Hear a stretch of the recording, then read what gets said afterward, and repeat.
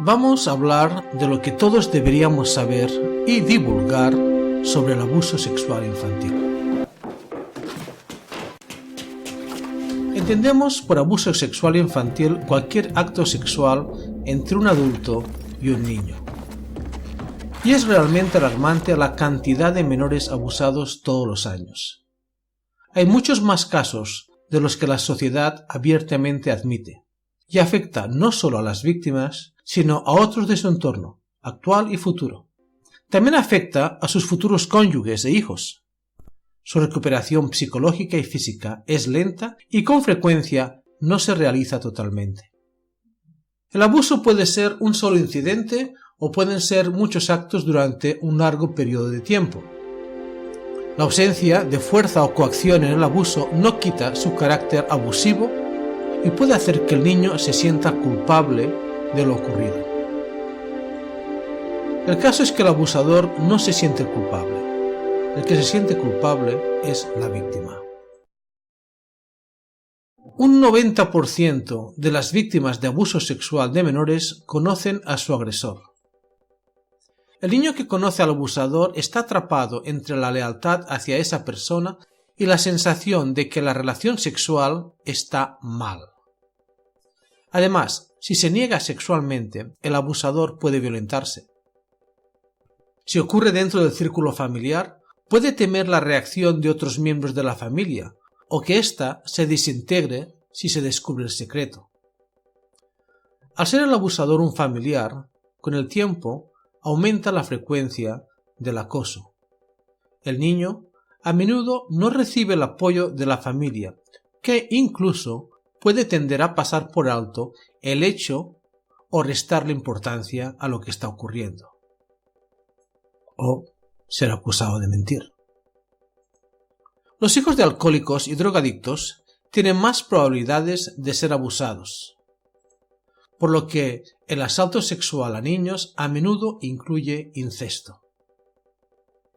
El abuso existe en todos los niveles educativos, clases sociales, etnias, religiones y culturas, y se puede manifestar en contacto físico-sexual, llamadas obscenas, pueden ser relaciones, conducta sexual inapropiada para el menor, exhibicionismo, fotos, videos y evidentemente la prostitución infantil y la trata de blancas. En el abuso sexual infantil todos sufren y todos se sienten culpables, excepto uno, el abusador, que vive al amparo de la ley, porque ésta prescribe, y de la sociedad que no denuncia o le da importancia. Pero el abuso sexual infantil, ¿por qué prescribe? Se calcula que el 80% de los muertos por abuso sexual son menores de 4 años, porque no hay que pensar que el abuso sexual de niños se limita a los niños mayorcitos. También incluye niños de 2 y 3 años, cuyos cuerpos son demasiado frágiles para soportar la agresión física. Pero en los partes de defunción no consta el abuso como causa de la muerte. El 80% de los niños abusados no se recuperan de las secuelas. Les quedan lágrimas para toda la vida. El abuso sexual mata, lentamente, por dentro, pero mata. La víctima no solo sufre cada vez que es atacada, sufre cada vez que se acuerda de ello. Puede tener 64 años y acordarse de lo que hizo su padre como si fuera el día de ayer.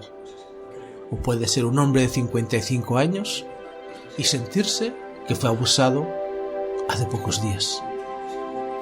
Las secuelas inmediatas son muy variadas y pueden durar muchos años, incluso toda la vida, y en la adolescencia tienden al suicidio, incluso si el abuso fue hace muchos años. Hay que mirar que esas secuelas deben desaparecer. El niño abusado debe ser tratado de alguna manera. Debe de poder encontrar a alguien con quien desahogarse o encontrar una manera de dejar de revivir las experiencias en su mente continuamente, dejar de sentirse culpable, empezar una nueva vida. Tiene que encontrar la manera de acabar con esos sentimientos y con esos recuerdos.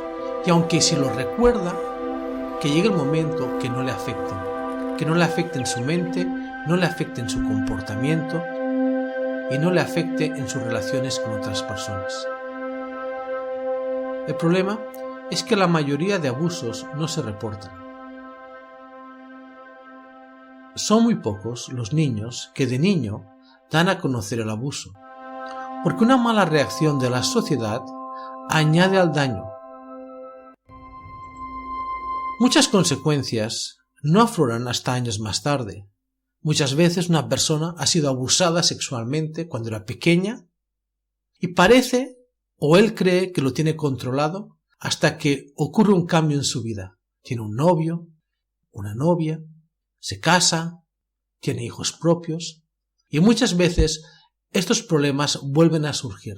Por lo cual hay que mirar que esa persona desarraigue completamente los daños sufridos por el abuso. Las niñas maltratadas, por ejemplo, son más propensas a embarazarse en la adolescencia. Además, existe un ciclo. Muchos niños abusados abusarán o dejarán que abusen a sus hijos. Es una rutina que va dentro de una familia de generación en generación. El restarle importancia o pensar que eso es parte de la vida, o parte de la vida pueda ser el ignorar por parte de la madre lo que se le hace al hijo o a la hija, porque a ella también se lo hicieron, y les cuesta romper ese círculo vicioso que pasa de una generación a otra. También hay que tener en cuenta que muchos pederastas no diferencian un niño de una niña. Para ellos todo es carne. No hay que pensar que porque tu hijo, por ejemplo, es niño, que está a salvo porque es niño. El abuso ocurre tanto a niños como niñas. El 14% de los hombres y 36% de las mujeres en cárceles de Estados Unidos fueron abusados de pequeños. Niños abusados tienen el 59% más probabilidades de ser arrestados como menores y el 28% cuando son adultos. 2/3 partes de las personas tratadas por drogas fueron abusadas o descuidadas en su infancia. Independientemente de cómo sucedió el hecho, el abuso es traumático. La víctima necesita cuidado, consuelo y una forma de sanar. Hoy en día hay millones de niños que sufren abuso, crisis emocionales y experiencias traumáticas. Necesitan ayuda y sanación en un ambiente seguro y comprensivo. Hay que sanar las heridas que no se pueden ver. Dejemos que los niños sean niños.